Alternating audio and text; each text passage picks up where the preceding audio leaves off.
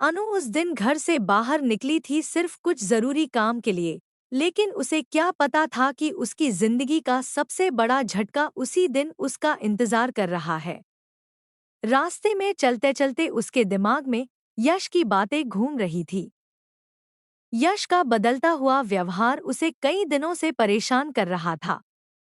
कभी वह बहुत करीब आ जाता था, तो कभी अचानक दूर हो जाता था। अनु समझ ही नहीं पा रही थी कि यश के दिल में आखिर चल क्या रहा है।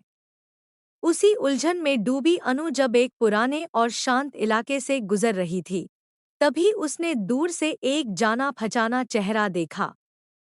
पहले तो उसे यकीन नहीं हुआ। उसने अपनी आंखें मली और फिर ध्यान से देखा। जो दृश्य उसके सामने था, उसने उसके पैरों तले जमीन खींच ली। वहां यश खड़ा था, लेकिन वह अकेला नहीं था। उसके साथ राजनंदिनी थी। अनु का दिल जोर से धड़कने लगा।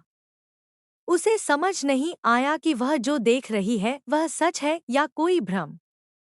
यश और राजनंदिनी एक दूसरे से बहुत करीब खड़े थे, जैसे उनके बीच कोई गहरी और पुरानी बातचीत चल रही हो।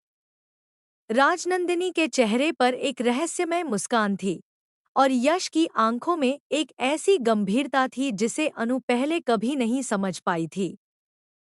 अनु धीरे धीरे आगे बढ़ी, लेकिन उसके कदम भारी होते जा रहे थे।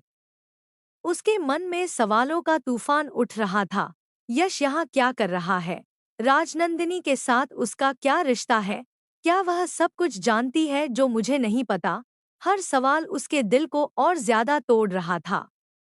जैसे जैसे वह करीब पहुंची, उसने उनकी बातचीत के कुछ शब्द सुनने शुरू किए। यश किसी पुराने राज की बात कर रहा था, और राजनंदिनी उसे ध्यान से सुन रही थी। उसकी आंखों में एक अजीब सी चमक थी, जैसे वह पहले से ही सब कुछ जानती हो। अनु का दिमाग सुन्न होने लगा। उसे लग रहा था कि उसके साथ कोई बहुत बड़ा धोखा हो रहा है, लेकिन वह अभी तक पूरा सच नहीं जानती थी। तभी अचानक राजनंदिनी की नजर अनु पर पड़ गई। एक पल के लिए वहां सन्नाटा छा गया। हवा तक जैसे थम गई हो। यश भी पलटकर देखता है और उसकी नजर जैसे ही अनु पर पड़ती है, उसके चेहरे का रंग बदल जाता है।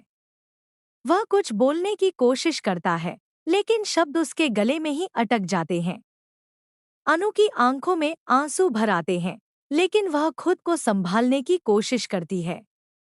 उसके अंदर गुस्सा, दर्द और धोखे का एक तूफान एक साथ उठ रहा।